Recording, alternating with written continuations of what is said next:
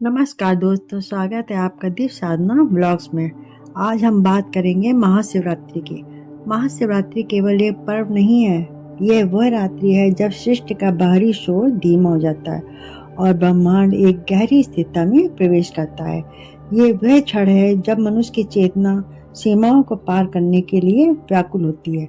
पौराणिक परंपराएं इसे शिव और शक्ति के महामिलन की रात्रि कहती है, लेकिन यदि अगर हम गहराई में होते हैं तो ये केवल विवाह की कथा नहीं है, बल्कि सृष्टि के जन्म, विश्व के पाचन, चेतना के जागरण और अनंत के अनुभव की यात्रा है।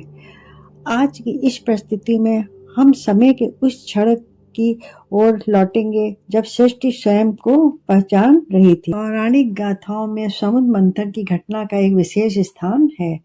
ये कथा प्रतीक है मनुष्य के भीतर चलने वाले निरंतर संघर्ष की। जब सुख और शक्ति की प्राप्ति के लिए देवताओं और असुरों ने मिलकर क्षीर सागर का मंथन किया तो उसमें से 14 रत्न निकले, लेकिन रत्नों से पहले निकला हलाहल, एक ऐसा विष जिसने पूरी सृष्टि का अंत निश्चित था। जब कोई भी उस विष की तीव्रता को सहन नहीं कर सका, तब सभी महादेव की शरण में पहुंचे। शिव जो करुणा के सागर हैं, उन्होंने उस विष का पान करना स्वीकार किया। माता पार्वती ने ब्रह्मांड की रक्षा के लिए उनके कंठ को स्पर्श किया ताकि विष नीचे ना जा सके। विष के प्रभाव से महादेव का गला नीला पड़ गया और उन्हें नाम मिला नीलकंठ। ये कथा हमें सिखाती है कि संसार की बुराइयों और विष को पचाने के लिए भीतर शिव तत्व का होना आवश्यक है। महाशिवरात्रि की रात भक्त इसी कृतज्ञता में जागरण करते हैं कि महादेव ने इस सृष्टि को विनाश से बचाया था। महाशिवरात्रि की रात केवल त्याग की नहीं, मिलन की भी रात्रि है।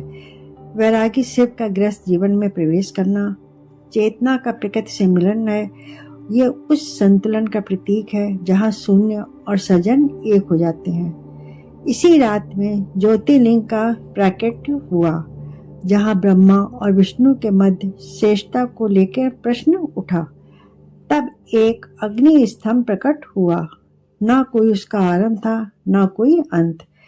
वह स्तंभ स्मरण कराता है कि शिव किसी रूप में सीमित नहीं, वे ऊर्जा है जो हर जीव के भीतर विद्यमान है, अनंत, असीम, निराकार। धर्म से परे इस रात्रि का विज्ञान भी उतना ही गहरा है। खगोल विज्ञान के अनुसार इस समय पृथ्वी की स्थिति ऐसी होती है कि ऊर्जा का प्रवाह स्वाभाविक रूप से ऊपर की ओर बढ़ता है। मानव शरीर में रीढ़ वह मार्ग है जहाँ से चेतना ऊपर उठती है। योग विज्ञान कहता है कि यदि इस रात्रि मनुष्य रीढ़ को सीधा रखे, शांत रहे, सजग रहे, तो प्राकृतिक ऊर्जा का प्रभाव उसके भीतर गहरा रूपांतरण ला सकता है। जागरण का असली अर्थ केवल रात भर जागना ही नहीं है, बल्कि अपनी जागरूकता को उस स्तर पर ले जाना है जहां आप स्वयं को शरीर से परे एक ऊर्जा के रूप में महसूस कर सकें। महाशिवरात्रि की पूजा में हर प्रतीक जीवंत है। शिवलिंग पर चढ़ने वाला जल मन की शुद्धि का प्रतीक है, तो बेलपत्र हमारे तीनों गुणों सत्य, रज और तम को शिव के चरणों में समर्पित करने का तरीका है। ओम नमः शिवाय केवल मंत्र नहीं है, ये पंच तत्वों की ध्वनि है। महामृत्युंजय मंत्र का जाप इसी रात प्राण ऊर्जा को स्थिर करता है।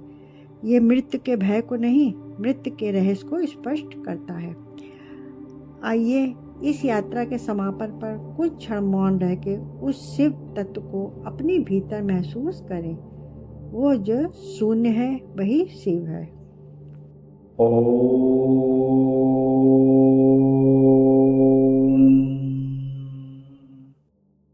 ओम।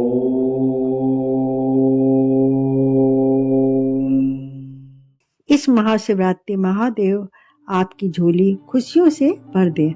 अगर शिव की ये गाथा आपके हृदय को छू गई हो तो वीडियो को लाइक करें और उनके साथ शेयर करें जिन्हें आप शिव के और करीब देखना चाहते हैं। ऐसी ही दिव्य जानकारियों के लिए हमारे परिवार का हिस्सा बने और चैनल को सब्सक्राइब जरूर करें। मिलते हैं अगली वीडियो में, तब तक के लिए हर हर महादेव।